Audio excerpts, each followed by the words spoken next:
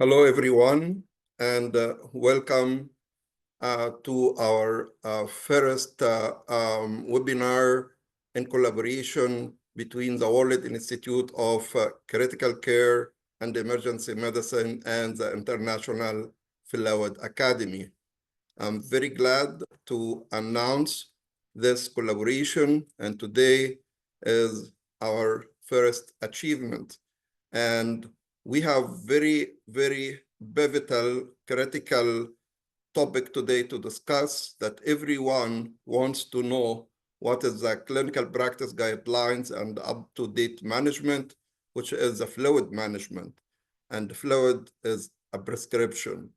And because very recent, the European Society of Intensive Care Medicine had published several guidelines for resuscitation of critically ill adult patients with fluid, and they divided this clinical practice guidelines into three parts. The first part, which we are going to discuss today, is the type of fluid management.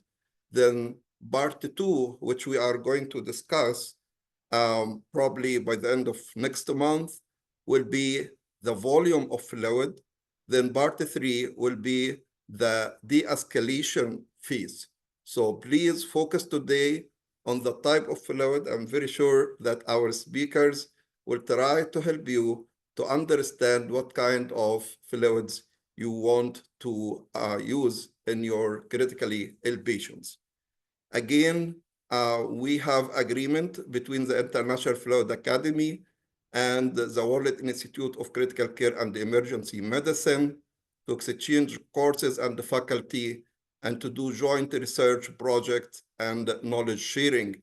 And again, when I saw this publication regarding fluid resuscitation, I talked to Professor Manu Melbourne, who agreed to have this very big international up-to-date webinars, and he invited two great speakers.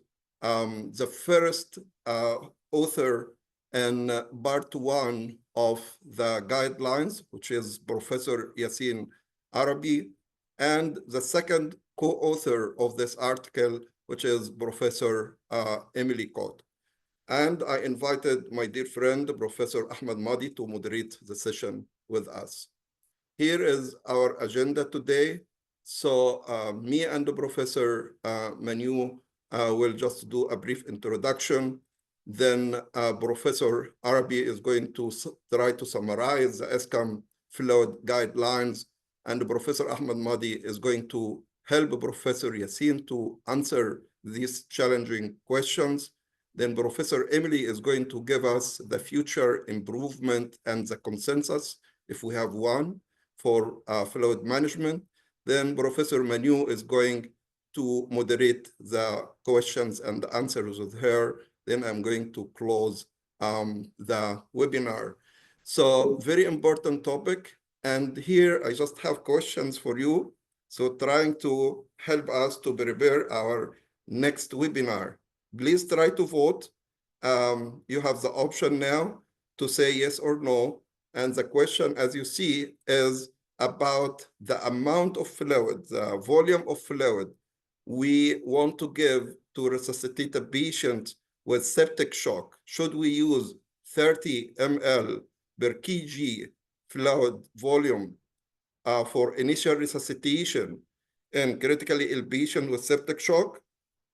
I'm going to give you a chance to answer. Please don't be shy and try to answer the questions. It's anonymous, so no one can see who did what.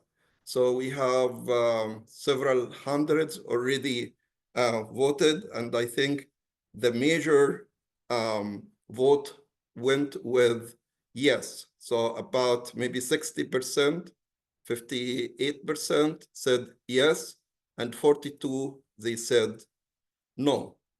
Let's move on to the second question. And the second question is regarding the individualized approach in the optimization phase of resuscitation in septic shock, should we be individualized, personalized, or should one size fits all?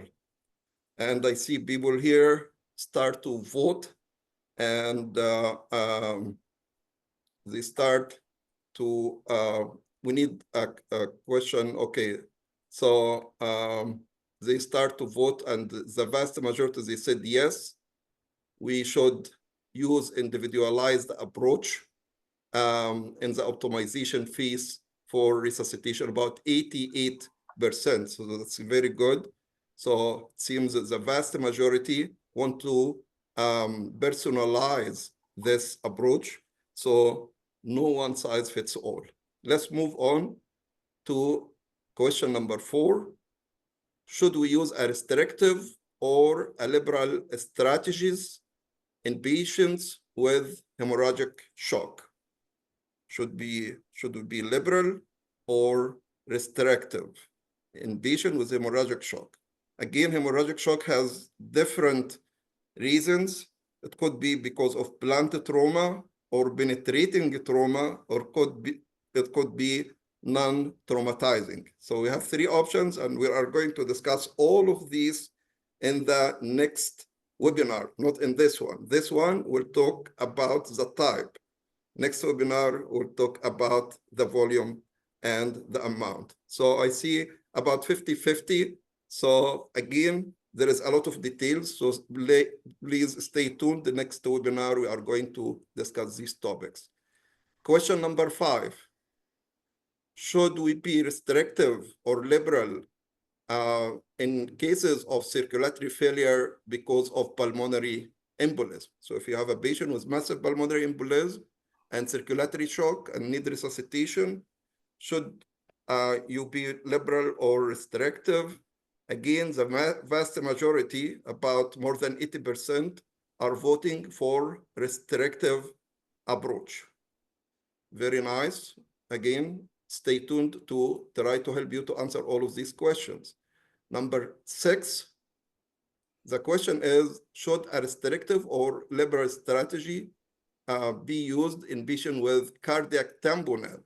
So again, a patient with pericardial effusion and cardiac tamponade, and should you give him a lot of fluid, or should you be restrictive? Again, the definition of restrictive and liberal, we are going to tell you more about this definition in the upcoming webinar. And of course, about 84%, 85% vote for restrictive, not liberal, and cardiac tamponade. 2 more questions. Question number 7, should a restrictive or a liberal strategy be used in cases of left-sided heart failure with cardiogenic shock? So we talked about pulmonary embolism. Then we are talking right now about left-sided heart failure, cardiogenic shock. And again, about 90% said we should be restrictive. Last question, what about patient with ARDS, with circulatory shock? Should we be restrictive or liberal in this patient with adult respiratory distress syndrome? Again, about 90% of the attendees vote for restrictive. So with that, again, what we are doing and what we are trying to do is we are going to help you to get the knowledge, but the knowledge has no value until you put it in practice.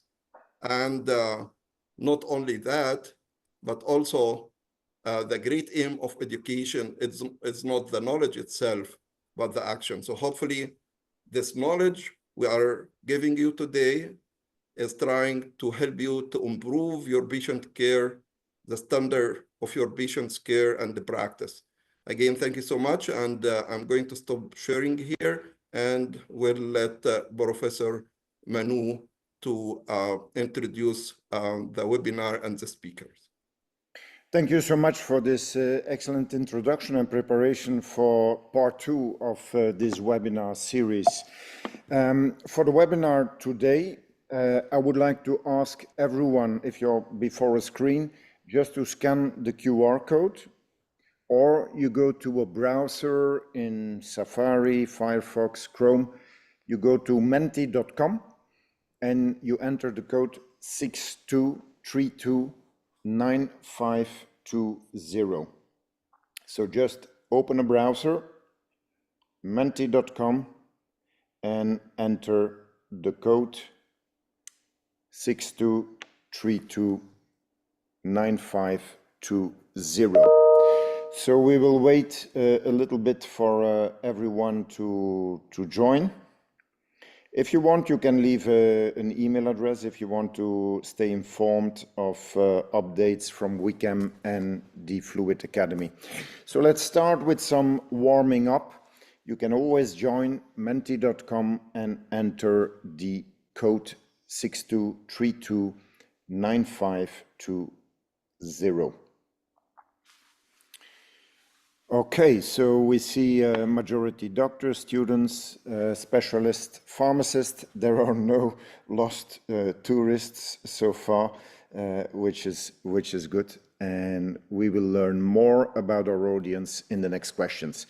So if you're a doctor, can you tell us what is your basic specialty, or maybe in some countries you have intensive care as a separate specialty, or sometimes it's in combination with anesthesia or internal medicine or surgery. So we see a lot of intensivists, pediatrics, which is very good.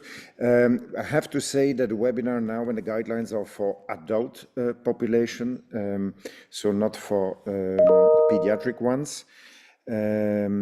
Okay, so moving on. So now we would like to know how many years of experience do you have. So if you're a student, you just click on the 0 button. So it's a mixed audience. We have some junior profiles, but also some colleagues with a lot of experience, and no one retired so far. So no tourists and no retirements. So quite knowledgeable audience. So where do you come from? I would suppose that we have a broad audience from Europe, Africa, Asia, a lot of Middle East. We have some from North South America. I assume in Oceania, Australia, it's probably too late in the evening already. So mixed audience, a little bit from all over the globe. So now, as the same questions, I think is about 8 questions. So, and be honest, just answer exactly what you do at the bedside. So what fluid do you use for volume expansion in adult critically ill patients in general? Patients in the ICU, we see we have about 88 votes. I'm gonna show the results. Okay. Okay, so this is what I would have expected. Quite a lot of normal saline. We will discuss whether it's normal or abnormal. Ringer is interesting because it actually has a very huge chloride content, and Ringer's lactate balance solution. Okay, a little bit of colloid. So now the questions are always the same, but now it's for critically ill patients with sepsis. So what is your preferred fluid in patients with sepsis, septic shock? And you can choose from saline to balance solutions to colloids. So 126 responded. I'm gonna reveal the results. Okay, so it's a bit about the same, I would say. I notice a little bit more plasma light here, but still about 50-50 saline versus balanced solutions, a little bit of albumin. Move on to the next question. I'm going to hide the results. So now the patient has acute respiratory failure. Remember Amr's questions with regard to liberal restrictive fluids. So now patients with acute respiratory failure. Vote now. So I think it's always the same choice and options. Okay, so here I think we see a little bit more of albumin. and we can discuss whether it's albumin 4%, 5%, 20%. Okay, we move on to the next patient category, and now we have critically ill patients with traumatic brain injury. So what is the fluid of your choice for resuscitation volume expansion in traumatic brain injury? Vote now. Okay, 100 voted. Let's have a look.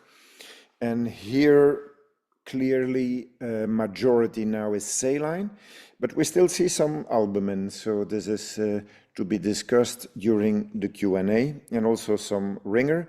Ringer is a little bit hypotonic with a sodium of 130, and we will get into that. So now we have a patient with AKI and a potassium of 6.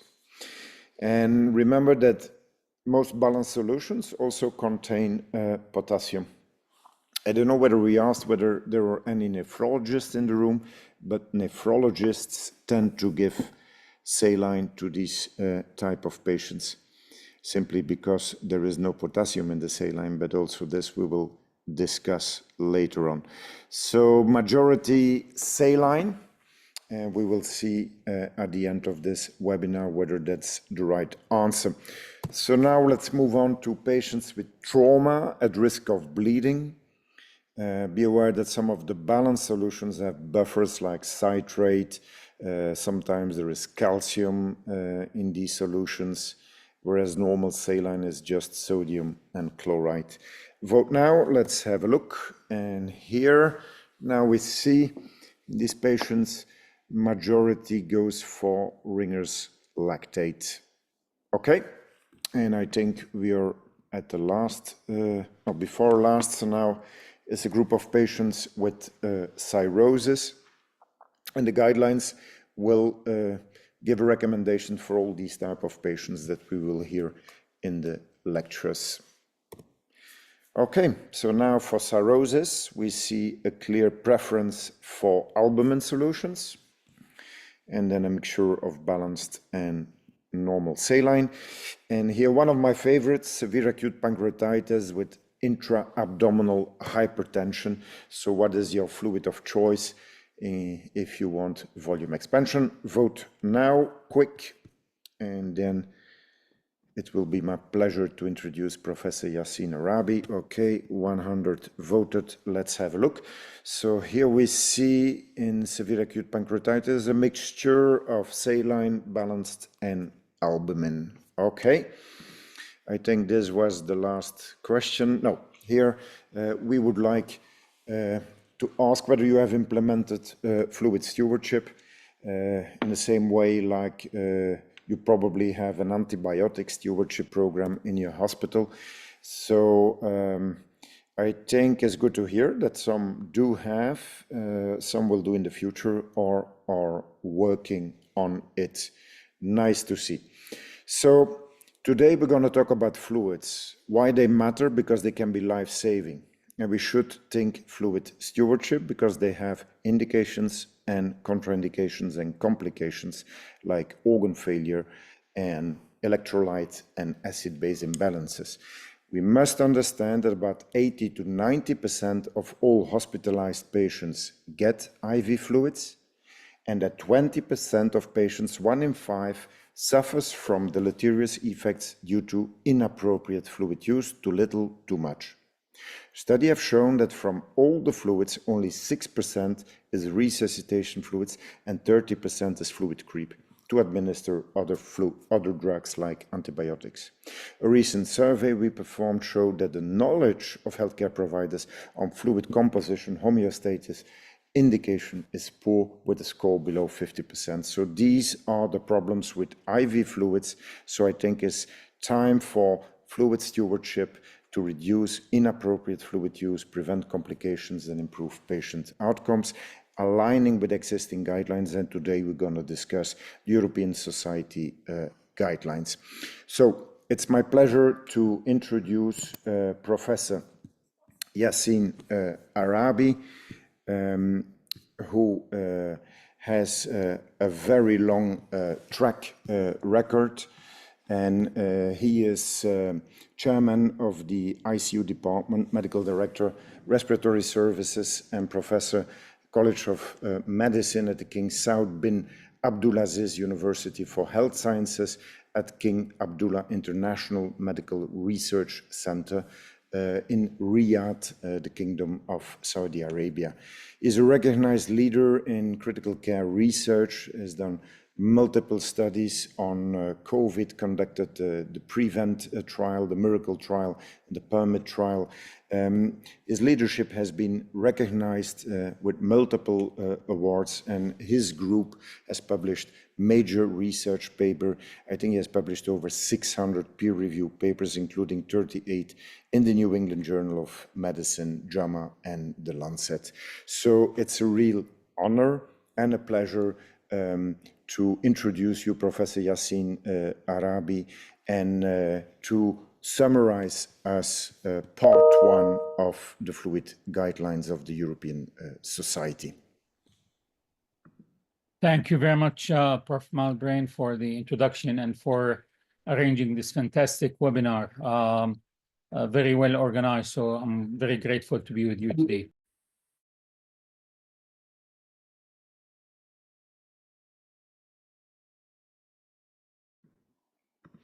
You're muted, Yassin. Can you hear me now? Yes, perfect. Yeah, thank you very much, Prof. Malbran, for the introduction and for giving me the opportunity to be with you in this fantastic webinar. Very well organized, so much appreciated. I'll be summarizing the European Society of Intensive Care Medicine guidelines on fluid choice. I was privileged to be the clinical chair for part one, which deals with the choice of resuscitation fluid, along with Prof. Emily, who's going to be discussing the methodology. She was a method chair for this guideline. So the scope of these guidelines is adult critically ill patients, and it addresses the most commonly used fluids, crystalloids, including isotonic saline and balanced crystalloids, and also albumin. We will not discuss starches or gelatin. The scope again is for fluid resuscitation. You correctly mentioned that the fluid in the ICU very often is used for many reasons, but we're going to be focusing on the fluid resuscitation, the main indication for fluid really. The methodology of grades goes through multiple steps.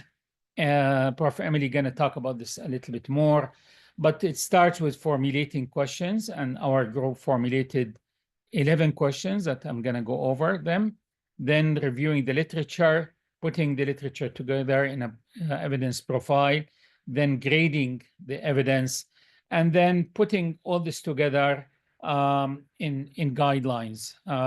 And one of the important things that the guidelines take in consideration, not only the evidence, but also takes in consideration other contextual issues such as patient values, preferences, cost, equity. And I think this is will be very evident in these guidelines. I think very important distinction and important to understand the language and terminology used in guidelines. So there's a strong recommendation and there's conditional recommendation, sometimes called weak recommendation. So strong recommendation is a recommendation in which most patients and clinicians would like this choice. And when you have a strong recommendation, this is a recommendation that could be used as a policy. But a conditional recommendation is most people would accept it, would think it's a good idea, but some people may not agree with it. And in that case, it will not be appropriate to use as policy. So it's preferred to use A versus B, but it's not mandatory. Strong recommendation, you should use A versus B. These are the 11 questions that are covered in our guidelines. 6 of them are related to albumin versus crystalloid, 4 related to balanced crystalloids versus isotonic saline, and 1 covers hypertonic versus isotonic fluids. So again, for the guidelines, we define the outcomes upfront, and these are the outcomes that we prioritized: short-term mortality, need for renal replacement therapy, and you see the rest of the list. And for the traumatic brain injury, we added extended Glasgow outcome scale. So let's start with albumin or crystalloids. What should we use in the ICU? Albumin or crystalloids? And the first group is adult critically ill patients in general. So in general, in your ICU, would you use albumin or crystalloid? And we're looking at outcomes that are mentioned a little earlier: mortality, need for renal replacement therapy, etc.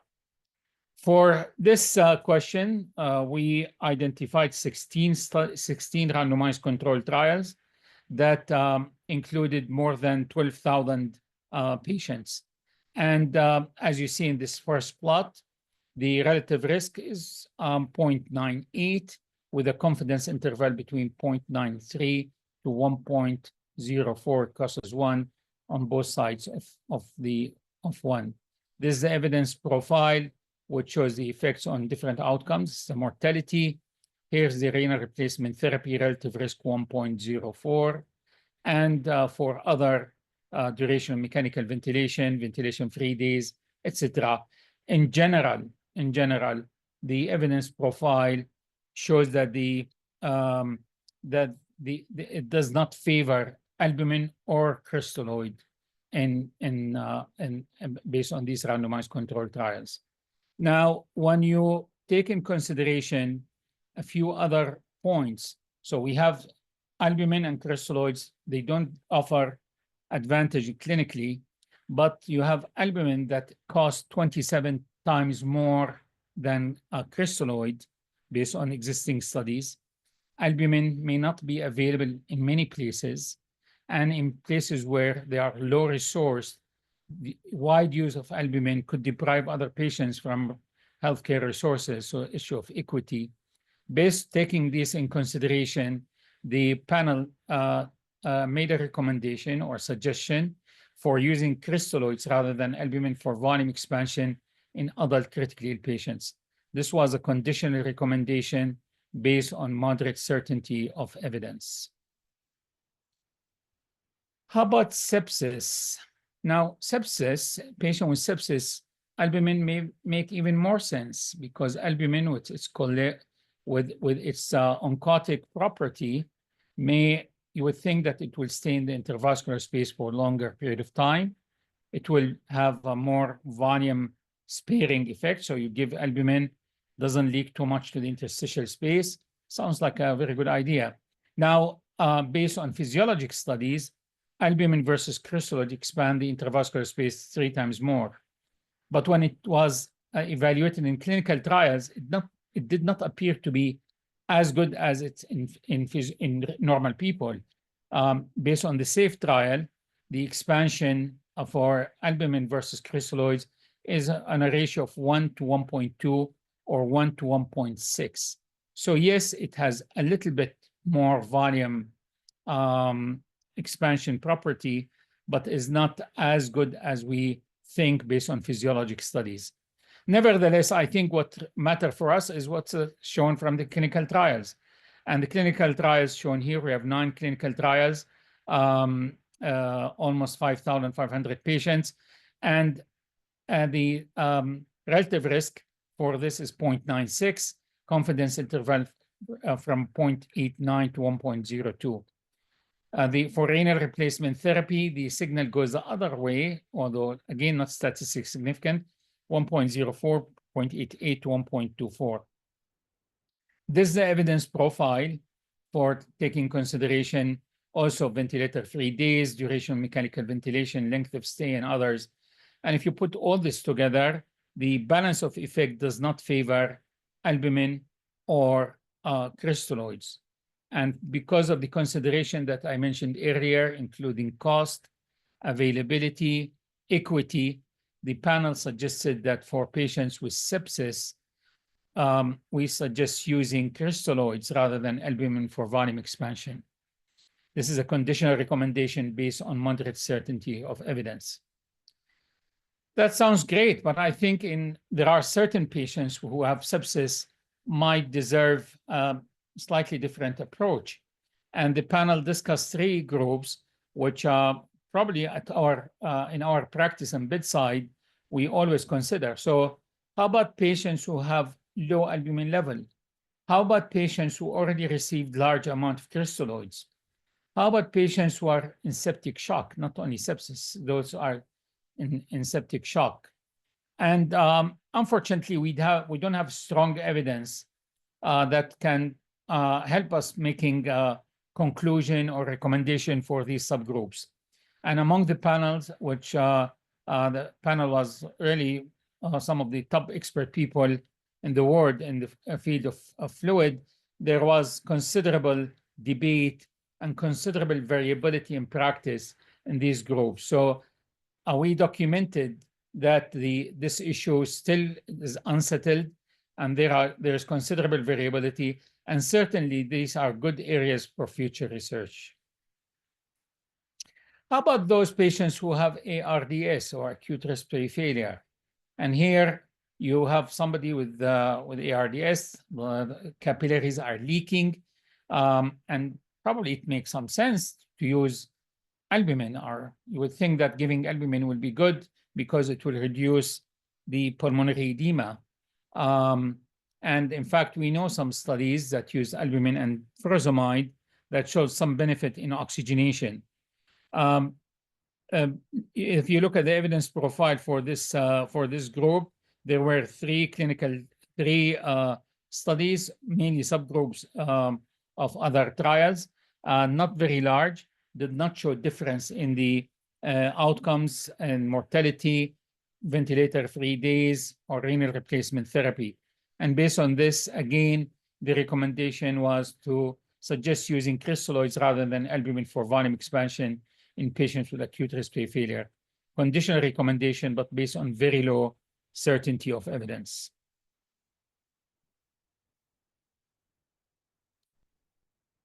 Next group is patients with traumatic brain injury. Now, patients with traumatic brain injury, what you want is to maintain the cerebral perfusion, and with fluid and sometimes with vasopressors. But so albumin or crystalloids, both sounds physiologically makes sense. But we have study the SAFE trial, subgroups from the SAFE trial showed harm with albumin. And when we evaluated the evidence for this question, we found only the data from the SAFE trial. And this SAFE trial showed that mortality was higher with albumin compared to normal saline or isotonic saline. Mortality was higher, and subsequent studies showed that long-term outcomes were worse. Another physiologic study based on the SAFE trial showed ICP was higher in the patients who received albumin.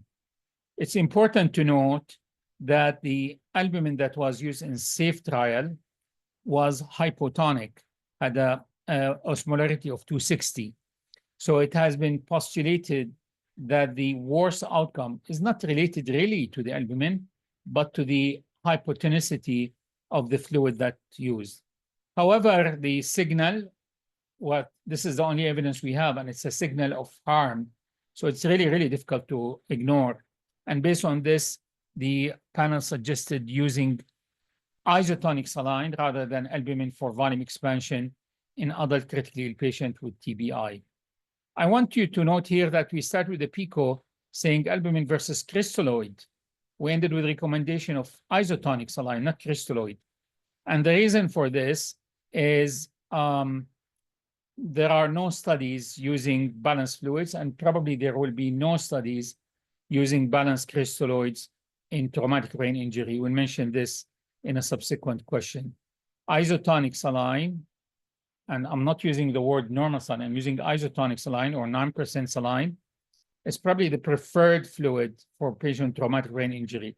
Certainly preferred over albumin, and as I'm going to show you later, is preferred over balanced crystalloids. How about patients who have tendency to bleed? Those who have in the perioperative period patients who are bleeding already or patients at high risk of bleeding. We know that when you give a lot of fluid, you induce coagulopathy because of dilution. The more fluid they give, the more dilution you cause, and this has been shown in studies. Therefore, giving crystalloids, which is more volume, may induce more coagulopathy. Also, on the other hand, colloids are known to cause coagulation defects, particularly starches. Albumin does also, but less so than starch. So both those sides, crystalloids and colloids, potentially can cause coagulation problem. So we evaluated this question. We found 9 clinical trials, mainly in the perioperative period of patients with vascular surgery, but some other surgeries as well, and could not find, based on the evidence profile, there was no signal suggesting this or that albumin or crystalloids. There was no much difference also in blood transfusion, maybe tiny, but not clinically significant. Based on the cost and based on the availability, we suggest using crystalloids rather than albumin for volume expansion in adult critically ill patient in the perioperative period and those who are bleeding or at high risk of bleeding. This is a conditional recommendation with a very low certainty of evidence. How about the cirrhotic patients? Cirrhotic patients are a special group of patients. These are patients who have complex hemodynamic changes. They have relative central hypovolemia. They have hypoalbuminemia as well.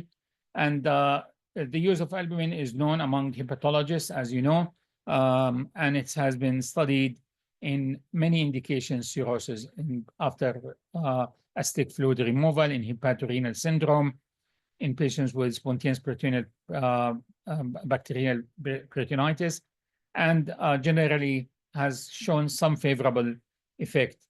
In critically ill patients, we found a systematic review of 3 studies, not very large in total, less than 500 patients.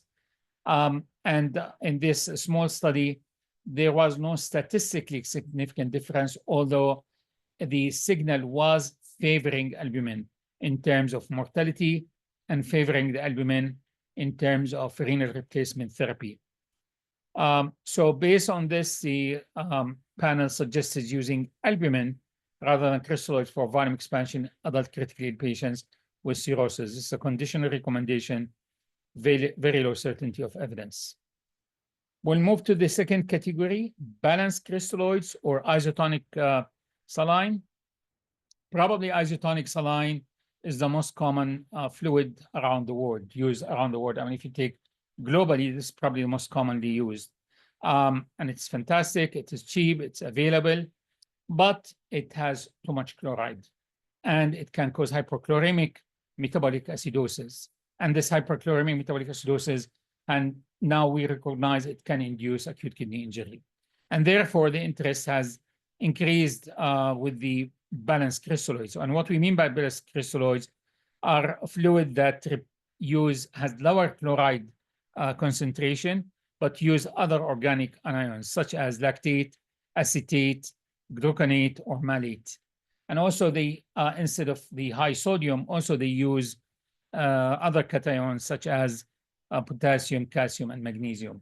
So as a result, these fluids, less chloride, pH is more towards closer to normal, not exactly normal, but it's closer. The tonicity also is closer to normal. So should we use them in general ICU patients? We have reasonably good amount of evidence now. This is a systematic review from the New England Journal of Medicine Evidence. Large number of studies, large number of patients, total of 35,000. And what you could see here, on mortality, the effect, the relative risk is 0.96, confidence interval 0.91 to 1.01. Yes, it's not slightly significant, but it's very, very close. So it really favors the balanced fluids. Yet it's not slightly significant, but it favors the balanced fluids. Then we have the systematic review for individual patient data meta-analysis published in Lancet Respiratory. And this one used Bayesian analysis, and it showed for mortality, use of balanced fluid had a probability of benefit of 89%. So 89% probability of benefit with balanced fluids versus crystalloids. This is the evidence profile, generally favoring the balanced fluids in mortality, in renal replacement therapy, both in the same direction and consistent finding.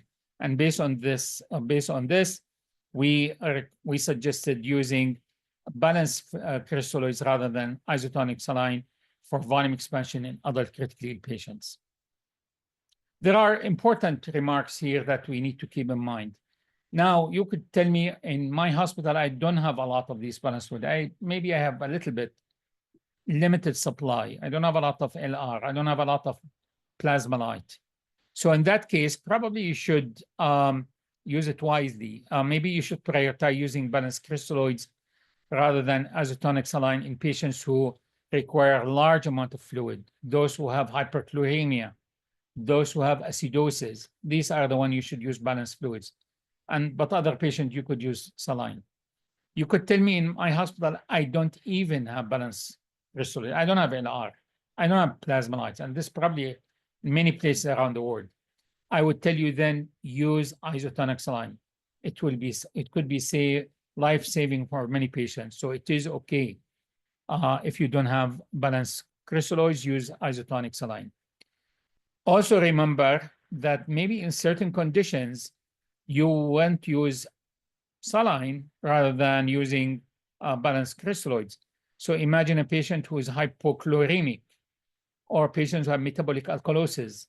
Then in these cases, using saline makes more sense. How about in patients with sepsis? Patients with sepsis are a specific group of the critically ill patients. They are high risk of mortality. They are high risk of acute kidney injury. So should we use balanced crystal or saline? This has been tested in these systematic reviews, and the signal is probably the same direction, even probably more significant, favoring balanced fluids, both in mortality and renal replacement therapy. Based on this, the panel suggested using balanced crystalloids rather than isotonic saline for volume expansion in patients with sepsis. How about in TBI? This is a really important group. So patients with TBI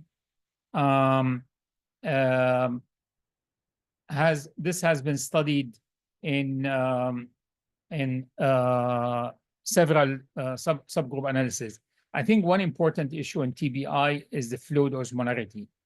And the low fluid osmolarity can increase the cerebral edema and worsen the outcome. Let's remember that isotonic saline has osmolarity 308. So it's actually slightly hyperosmolar, while the balanced fluids are generally lower osmolarity, slightly lower than normal. And in case of plasmalite 148, it's 294. And for LR, it's around 273. So it is slightly hypotonic. If we look at the evidence for this group, there were 3 RCTs, and these studies, putting them together, showed that isotonic saline was associated with better outcome compared to balanced fluids, less mortality compared to balanced fluids. Now, one thing to keep in mind that these studies use balanced fluids, mainly plasmalite, not LR. Not plasmalite, not LR. So what the panel made a suggestion to use isotonic saline rather than balanced crystalloids for patients with TBI. Most of the evidence is based on RCTs that use balanced crystalloids with near normal osmolarity, plasmalite. So don't use LR in TBI because it's even more hypotonic. So if plasmalite is not good, LR probably is even worse. Don't use LR for patients, especially with fresh traumatic brain injury, because it's hypoosmolar. isotonic fluid is your choice here. How about patients who have already acute kidney injury? We are saying hyperchloremic metabolic acidosis can cause kidney injury. So what about the patients who have already some kidney injury? We looked at the evidence for this. There's only small randomized controlled trial in patients with existing kidney injury, but there are several studies in patients with recent renal transplant, and these all suggested better outcome with balanced crystalloids compared to isotonic saline. So we suggested using balanced crystalloids rather than isotonic saline in these patients. Conditional recommendation, very low certainty of evidence. The last question is about small volume hypertonic versus isotonic fluid. And hypertonic fluids has been used in battlefield, has been used in pre-hospital setting because they are small volumes, so easy to carry. And also they don't cause a lot of edema, so that's another advantage. In critically ill patient, we don't have a lot of studies, but when you combine the existing evidence together, the evidence profile does not favor small volume hypertonic versus isotonic fluids. Given these fluids have kind of heterogeneous concentrations, availability, and maybe different cost, the panel suggested that we stick with the standard isotonic fluids rather than small volume hypertonic fluid for volume expansion in critically ill patients. This was a conditional recommendation based on very low certainty of evidence. This concludes the 11 questions that were addressed in our choice of fluid guidelines. Thank you. Thank you very much, Prof. Yassin. Actually, thank you very much for being with us here as an expert, which is mapping the practice of critical care worldwide. We are really proud to have you in the webinar and Saudi Arabia to help us in your guidelines. You are contributing in the helping us to take the decision of the management of such patients, especially in these critical situations. Actually, I'd like to announce for all attendees, we are focusing in this webinar on the types of the fluid, because I can see a lot of the questions in the Q&A just asking about the fluid responsiveness, the amount of the fluid, the resuscitations. So if you allow me, I will skip those questions, which is not focusing on the scope of the webinar today. Let me, because we're running out of time, just if you allow me, Dr. Yassin, there is some few questions touching the types. I can say, for example, from Dr. Abdul Hamid, he have a lot of questions, but one of them, and let us see, have the scope of the webinar today.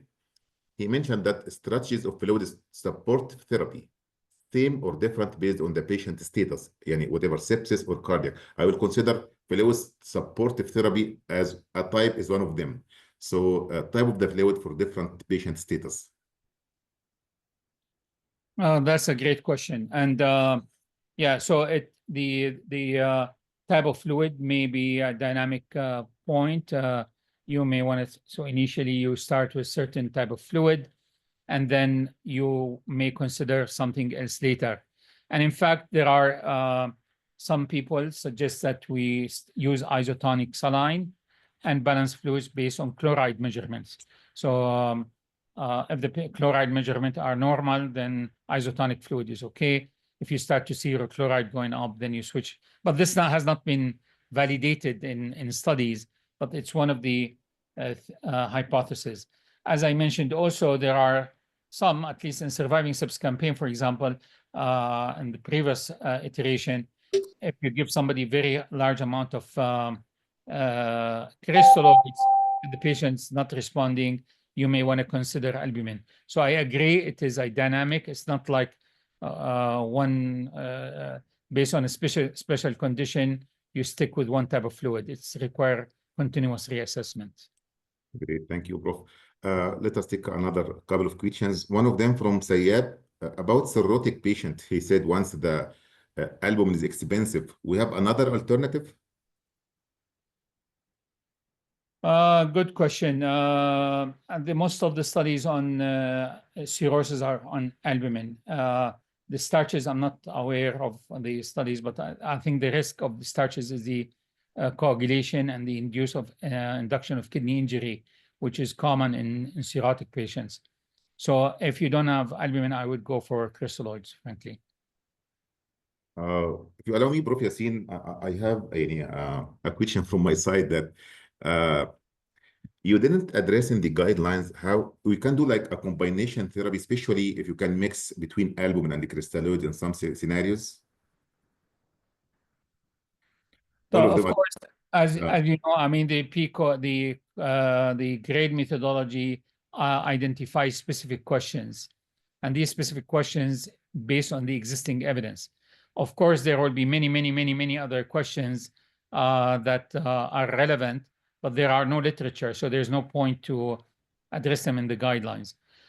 Regarding the combination, we touch on this briefly. As I said, we discuss whether patients who receive crystalloids should large amount of crystalloids should receive albumin, and there was tremendous controversy about this topic.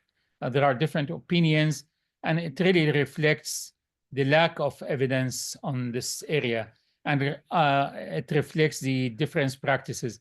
I think if you survey the people who are on this webinar, you will find people would use albumin. Some people will not use albumin. Some people use 20%, some use 5%, etc. You'll see all different combinations, really reflecting the lack of evidence on this topic.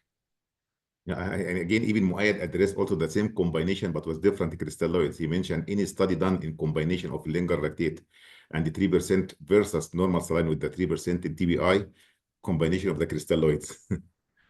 I'm not aware of randomized controlled trials addressing this point. Actually, I think because we are running beyond the time, so I'd like to apologize for all people who just dropped their questions in the chat room. We will try. I think Dr. Amr and Prof. Mano, he will promise us, Prof. Amr, he will promise us that we can address those questions, because a lot of questions are about fluids, about types, about this resuscitation, about monitoring, about the difference between different types of the balanced solutions. So I think it's not the scope of the time now. So I'd like to thank you, Prof. Yassin, very much for being with us today. And thank you for very valuable guidelines and the lectures. Great. Without further due time, just let me present the next speaker. Actually, we have the honor to present Prof. Emily Belikoch. Prof. Emily, she obtained her medical degree from University Sherbrooke. After she finished internal medicine and cardiology training, as well as his master's degree in clinical science, the research profile on the same university, she completed her critical fellowship program in McMaster University. And in 2019, she completed her PhD at the same University of McMaster. She is now an associate professor of the Department of the Medicine at the McMaster University. She practiced clinical care cardiology in the cardiovascular intensive care and the coronary care unit at the Hamilton General Hospital. Her interest of research mostly around the preoperative cardiac surgery areas, around the knowledge and the guidelines development. At this stage in her career, she has more than 300 publications, actually, including in the landmark journals like New England Journal of Medicine, Lancet, JAMA. So I'd like to welcome Prof. Emily to being with us today. The floor is yours, Prof. Emily.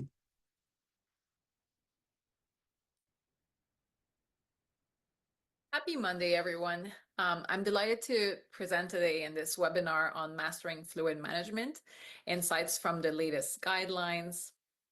The topic I will specifically discuss is future improvement and consensus around fluid management.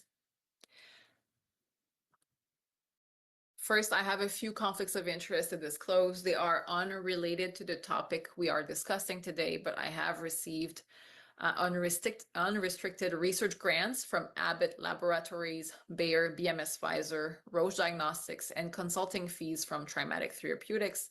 I am supported by the Clive Kieran Mid-Career Award.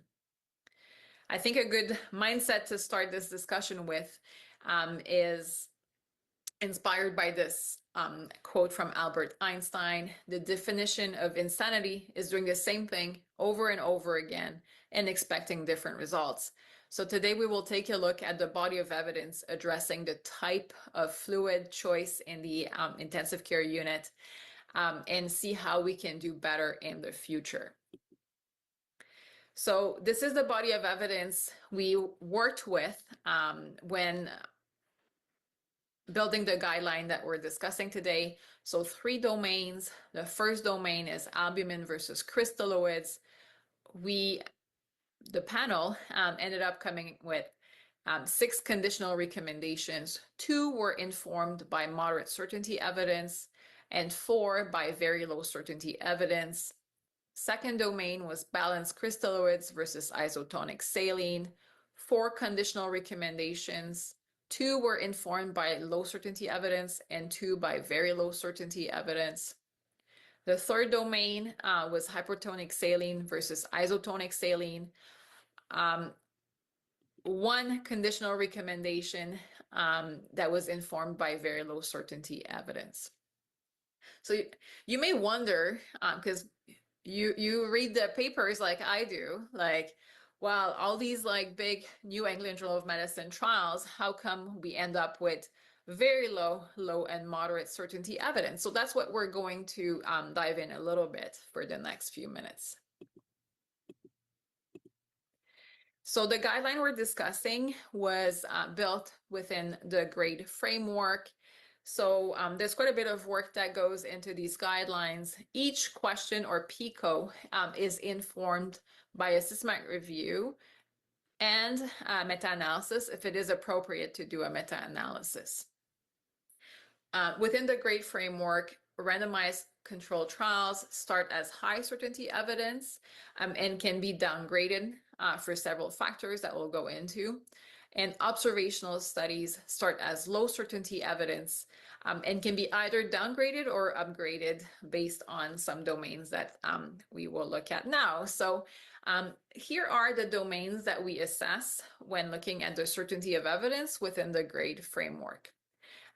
The first 5 domains are domains for which we would downgrade the certainty of evidence. So a trial, for example, or like body of trials would go from high certainty of evidence to moderate if we downgrade in 1 domain, to low if we downgrade in 2 domains, or to very low if we downgrade in 3 domains. Meanwhile, like if we were working with observational data, we could go up or down because the last 2 domains could allow you to increase the certainty of evidence. All right, so the first domain is risk of bias. The second domain is inconsistency, and that can be clinical inconsistency. So like the intervention was delivered differently, or the population was different. Indirectness would be the third domain, and that is if, for example, you're using data from critically ill patients in general to address a PICO in septic patients, or if you're using sepsis data to inform a question about vasoplegia after cardiac surgery. So that would be indirect data, and that would lower your certainty of evidence. The fourth domain, which is really a key domain, is imprecision. And we will dive a bit more into imprecision later, but this is like how precise is your confidence interval around your estimate of effect. And can you really ensure that you have ruled out a meaningful improvement in outcome or worsening in outcome? The fifth domain is publication bias. As we know, like clinicians and journals get a lot more excited about publishing trials that are quote unquote positive or like demonstrate potential benefit of an intervention or harm. Much less excited about publishing small trials that show no difference or are neutral, right? So publication bias is when we can find evidence or suggestions that small, neutral, or negative trials are not published, which may lead to like an overestimation of the estimate of effect. The 2 domains that we can increase the certainty of evidence for are if there's a large magnitude of effect, or if there is a dose response gradient. That is a lot more relevant for observational studies. And the guidelines we're discussing today were limited to randomized controlled trials, so I won't go into any more details for this. So this is not just like talk, we actually go through that process. So this is a GRADE evidence summary. So you can see like this was the one for balanced crystalloids versus isotonic saline in critically ill patients in general. So you can see that for each outcome, like we actually go through this, right? So like each kind of row is an outcome. So you have mortality, then you have renal replacement therapy, vasopressor free days. And for each of these outcomes, we go through each of the domains I just outlined, and we make a judgment as to whether we need to downgrade in that category. And then it generates a certainty of evidence for each outcome, right? So you can see that, for example, for balanced crystalloids versus isotonic saline in critically ill patients in general, for mortality, we had a high certainty of evidence. Why is the recommendation based on moderate certainty of evidence? It is because we cannot use, we usually will say that the body of evidence is the lowest of the critical outcomes. So here you can see that renal replacement therapy is informed by moderate certainty evidence. Therefore, the body of evidence is of moderate certainty. So not only do we, like, in theory, go through this process, we actually go through this process also in practice with the panel. There is a panel of experts really weighing in. So why did we lower the certainty of evidence for the choice of fluid in the intensive care unit? The key issues in the body of evidence are, first, imprecision. And really, that pertains to both uncertainty about the magnitude of effect, but also often, like, we could not rule out that there might have been a meaningful improvement in patient outcomes or worsening of patient outcomes with the intervention, right? So that is really like our decisions, like for our patients, would vary if the true effect was at the ends of the confidence interval. The second factor that contributed to lower certainty of evidence is inconsistency. And that inconsistency within the body of evidence was both statistical, so heterogeneity as assessed by the I-square, but also sometimes clinical in how the intervention was delivered within the trials. And like that can be, for example, like the volume of albumin, right? Or using albumin like 20% or 25% versus 5%. So this is inconsistency, and that contributes to lowering the certainty of evidence. Another important factor was risk of bias, and we really thought that the body of evidence was affected by risk of bias, mostly for the PICOs or the questions that related to subgroups. So for example, patients with acute kidney injury or patients with ARDS. Because these were often not pre-specified subgroups and there was no stratification of randomization based on these baseline characteristics, we could not ensure that there was a preservation of the benefits of randomization. So we had to decrease our certainty of evidence there.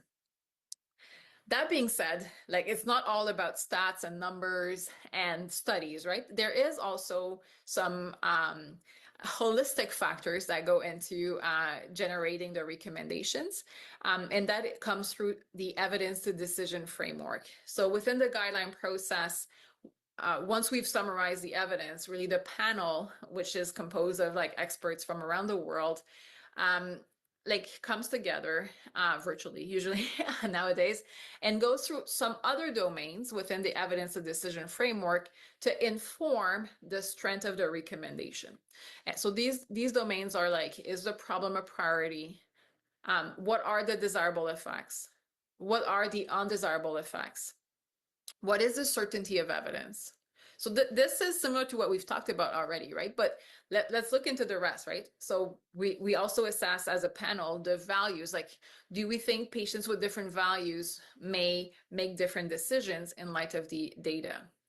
What is the balance of the desirable and undesirable effects? What are the resources required to implement the intervention? Is the intervention cost effective? What would be the impact of implementing this intervention on equity? Is the intervention acceptable? Is it feasible to implement the intervention? So you can see that we really take a holistic look at the question to inform the recommendation.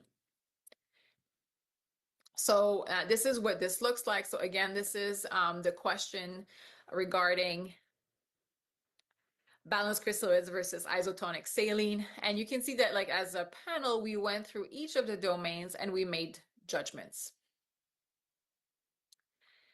What factors contributed to conditional recommendations being issued for the choice of fluid in the intensive care unit? So the main factor was the certainty of evidence. So for all of these questions, we did not feel like we had high certainty of evidence. There was also a lot of uncertainty about cost effectiveness. And that's particularly relevant when we talk about albumin, and even in some settings, balanced crystalloids, which are a little bit more expensive in high-income countries, but like this difference is even more meaningful in low-income countries. And that leads also to concerns for equity, right? If we were to make a strong recommendation or like to issue like a strong recommendation for albumin or crystalloids, it would have a meaningful impact on equity around the world. So what do conditional recommendations mean? Because like it's kind of a nice word, but like as clinicians, we need to know what does that mean for us, right? They used to be called weak recommendations. Often we call them suggestions. So it is basically recommendations when we have lower confidence in the estimates, when we feel like there is a close balance between the risks and benefits of an intervention. So what are the implications of a conditional recommendation? So it means that there is probably variability in patients' preferences. While most patients would want the intervention, many would not. So we need as clinicians to ensure that the decision aligns with our patients' preferences. And that's where decision aids can be helpful. I fully acknowledge that like this is much more challenging in the intensive care unit when deciding on 2 bags of fluid for someone who's intubated, ventilated, and whose life is acutely in danger. So of course, we don't often like have like extensive discussions with patients about their preferences, and we don't have decision aids informing our decisions. But as clinicians, like there is a little algorithm going in our head, right? So a conditional recommendation means that there is room for that clinical judgment. There is room for tailoring our choices to the patient. I think it's helpful to contrast that with a strong recommendation. So a strong recommendation, I'll give you an example from my world, the cardiology world. So aspirin in acute MI, right? So we have a very, very strong body of evidence, high quality evidence that this improves patients' outcomes with a risk that is clearly lower. So benefits clearly outweigh risks, hassles, and costs. And when we are facing a strong recommendation, like we don't need to ponder a lot, like we just do it and we tell the patient we're doing it, right? Like I don't discuss with my patients like the pros and cons of giving them aspirin when they're having a STEMI. I just give it to them. So when facing strong recommendations, the implications are that there is little variability in what patients would want. And these recommendations can really be used as quality metrics, right? Because it's something that most clinicians would do in their practice. So coming back to the body of evidence for the choice of fluid in the ICU, like again, look at this like certainty of evidence. Moderate, very low, low, very low, very low. So really like we can do better. And how can we do better? So in terms of future improvement, I think we can generate large, definitive randomized controlled trials with embedded cost effectiveness analyses.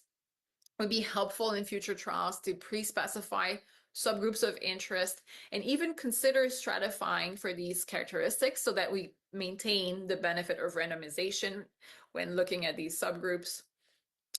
I think we need to really think as critical care physicians about building trials with pragmatic designs that are embedded in clinical practice so that we can really enroll patients in the early stages of their disease process and inform the whole spectrum of the course of the patient. While going through the guideline, we also identified some research priorities. So there are areas that often lead to a lot of discussions. Maybe we can spend some time discussing these after I'm done presenting. But we don't have like high quality data to inform these. So the impact of different concentrations of albumin, the different types of balanced crystalloids, right? We know they're probably better, but what about plasmolite versus Ringer's lactate, right? What is the interaction of the effect of albumin with volume of crystalloids administered? We don't have a lot of data around the choice of fluid in the different phases of sepsis treatment, right? Like very early resuscitation versus later in the course. There are key subgroups where we need to generate better data. So there's a subgroup of patients with acute kidney injury or chronic kidney disease, patients with ARDS, patients with traumatic brain injury. And I really want to emphasize also the importance of cost effectiveness analyses, but not just like in general, but also ensuring that we capture different healthcare settings, not just high income countries when conducting these cost effectiveness analyses. So I want to thank you, and I'm hoping that we can have a very interesting discussion. Thank you so much, Emily, for this very nice overview on how to get a consensus, the problems with bias, the lack of hard evidence, and some options for the future. I have a question. We learned from previous big fluid trials and pragmatic trials that even if they are powered enough, the results are usually negative. Isn't the problem in the protocolized care, meaning that it's like one size fits all, and we know that not all patients are the same? There is this idea to move more to personalized care, which would be the Surviving Sepsis Campaign adjusting MAP, not 65 but 75 if the patient is known with hypertension, taken into account autoregulation, or maybe individualized care, which is exactly as you say. You have the different phases from resuscitation, optimization, stabilization, evacuation, and it's dynamic depending on the organ that carries the highest risk for causing harm to the patient, which may be the heart and just shock state in the first day, and then the kidneys, or maybe the lungs if they are flooded. So do you really believe we will have big pragmatic fluid trials in the future, and whether they will give us the answers? I mean, I certainly hope we do have large pragmatic trials. I agree that there definitely is room for individualized or personalized medicine. It would be nice, though, to see like signals for benefit or signals for harm, because they're also very informative in large trials, because that helps guide where to go with our practice. I sometimes worry that we use personalized or individualized medicine or precision medicine as really excuses to do whatever we want. I don't know if Prof. Yassin is still around, but I'd be interested in his thoughts also on the question. Yassin? I agree with all the comments mentioned. Yes, I would like to see signal of benefit. For the balanced fluids, we have data on 35,000 patients, and sometimes you wonder, okay, how many more do we need? But certainly for certain subgroups, we do need more data, and that potentially can be achieved only by integrating research and clinical practice. Imagine you are doing this part of your clinical practice, maybe cluster randomized trials, maybe stepwise randomized trials, big, including large number of subjects. Then you can have enough power in your clinical trials. But for some questions, I think we have reasonably good number. Still, the heterogeneity is the issue. Mixing the all group of patients together, I think this is a challenge. I also think sometimes like researchers like go into these studies thinking that their intervention, like balanced crystalloids or saline, for example, will decrease mortality by 20%. But as intensive care physicians, we know that mortality in these patients is multifactorial and that no single intervention is likely to have such a large impact on mortality. So we need to conduct trials powered to detect much smaller differences in patients' outcomes. Exactly, and randomizing a patient takes time. And if you look at all the big fluid trials, it takes about 12 hours, 24 hours. Sometimes the total amount of fluid given before randomization is equal or even bigger than the study fluid. And in some studies like split trial, we're talking about 2-3 liters within 1 week. So you could basically say that saline is okay to give in small amounts within the first week to dilute other drugs in, but I don't believe that because I think that every bag counts, every drop counts, and maybe the sodium balance is even more important than the fluid balance, as even healthy kidneys take a lot of time to get rid of the excess sodium that is in abnormal saline. So do you think, Emily, that in the future we will maybe see studies on the buffer, so the balancing solutions, as there is also the misconception that some believe that these are precursors for bicarbonate, but in fact the citrate, lactate, acetate, gluconate, pyruvate, whatever buffer you would like to choose, the main purpose is that it disappears as rapidly as possible to exert a strong ion difference and not necessarily generate bicarbonate. What is your... I'm not aware of ongoing trials on that question, but I certainly hope we see them because definitely like people are using these solutions with I think an incomplete understanding of what happens once it is in the patient. In your last slide on the future, you mentioned, okay, so balanced solutions, the type of the buffer that we use to create a strong ion difference, we just discussed. You also mentioned albumin as a natural colloid. It may have other properties like anti-inflammatory, antioxidants. It's a carrier for a lot of drugs, like if you have hypoalbuminemia, your furosemide may not work properly or get to the place where it needs to go. So what about albumin? Is it 4%, 5%, 20%? Is it a bolus or a continuous infusion?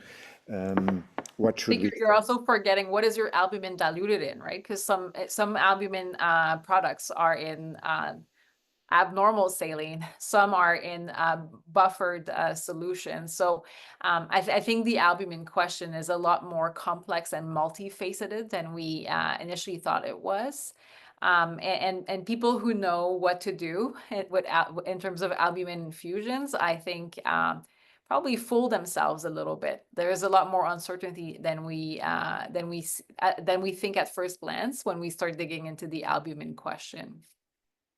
And what about bolus or a continuous infusion? Because I heard that giving boluses may be more harmful for the glycocalyx. But then again, if there is such a big insult, the glycocalyx is probably gone within minutes. I mean, that's not data we reviewed for the guideline, but definitely like very interesting. I can tell you that in my practice and around me, I see people using albumin mostly as boluses. So it would be very interesting to generate data comparing the two practices. Yep. I see Amr is joining. We're running a bit over time, but I would like to do the revote just to see if delegates changed their opinion, and we can do that very, very quickly. Is there any take-home message that Yassine you would like to share with the audience? And then I will ask Emily the same question. I think these guidelines are particularly useful in avoiding the use of hypotonic fluid in traumatic brain injury. I would strongly avoid this. I think the use of balanced fluids comes out as a reasonably good signal in most patient groups compared to saline, with the exception of traumatic brain injury. The albumin debate in traumatic brain injury is interesting because it's based only on one subgroup, but it's a harm signal that cannot be ignored. So much to learn about choice of fluid, that's for sure. I hope that we'll see more evidence emerging in the areas we highlighted in the guidelines. Thank you, Yassine. Emily, your words of wisdom. I'd say like I went into this project thinking we knew what we were doing when it came to fluids, and I wrapped up this project being a lot more conscious of the gray zones and the unclear areas. But in general, I would echo what Yassine said, like favor balanced crystalloids unless patients have traumatic brain injury. It is my main takeaway. Thank you so much to our both speakers. Ahmed, Madid, would you like to share something? Yeah, really, thank you so much for this very interesting, Prof. Manu and Prof. Yassine, Prof. Emily. Really, hopefully, I am a practitioner. I'd like actually to have the guideline to help me not to confuse me more. So I'd like actually to have, really. So I hopefully, with more evidence, with larger trials, to have the answers of the precise answer of the questions, which is making us on the bedside, doing it comfortably with giving balanced solutions for a specific type of patient. And I do like actually the individualization or the precision medicine, as you have mentioned, Prof. Emily, to be implemented on the individual basis. Hopefully, inshallah, we'll go. Thank you so much for this interesting. Thank you so much, Ahmed. Amr, if I am allowed just to go quickly to the re-voting. So Yes, sir. I'd like to ask everyone to go to menti.com on the URL browser, and then let's dive into the questions. Okay, so this is the QR code, is a bit different. So join menti.com and then enter the code 46582926. So we'll wait a little bit for everyone to join. And last time they asked in the chat to put the code as well. I think maybe people are using just one computer. Let's see who is joining. We have 14 online, so we will wait a little bit more. As I'm sharing, I cannot put the code in the chat myself.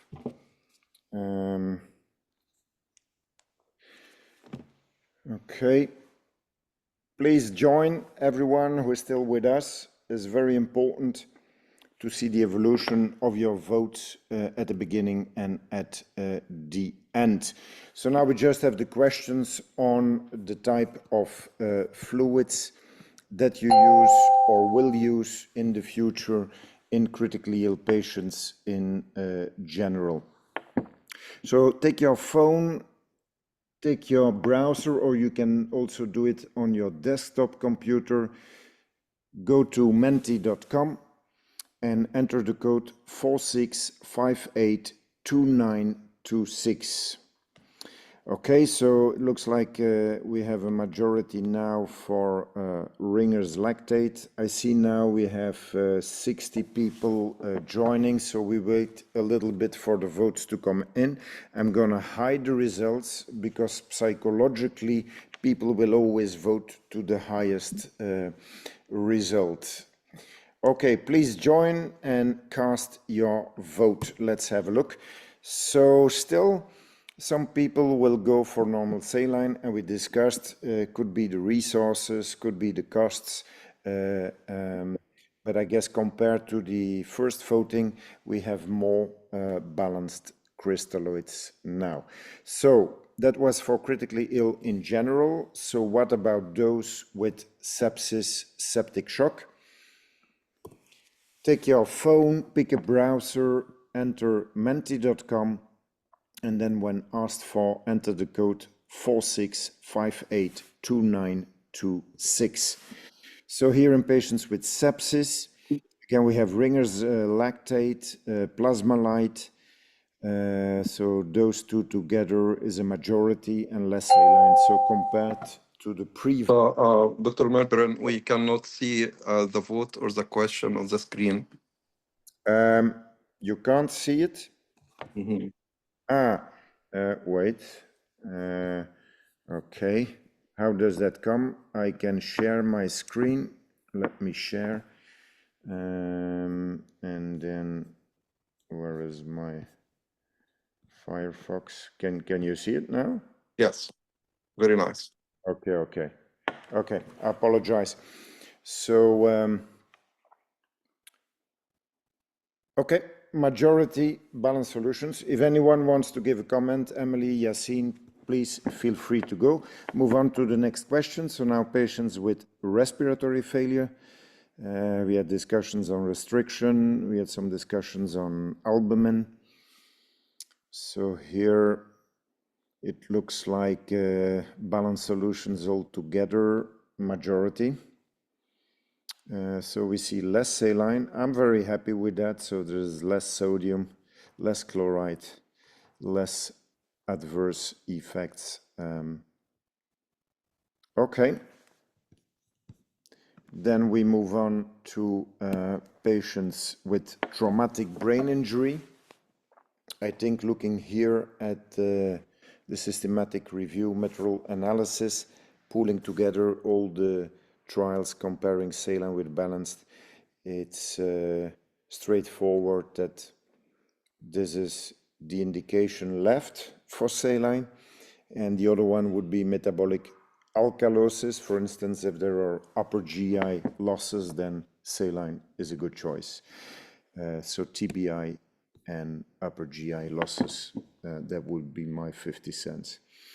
So now it's interesting because we had some vivid discussions in the Q&A. So what about a patient with AKI? Potassium of 6, would you give a balanced crystalloid that contains potassium?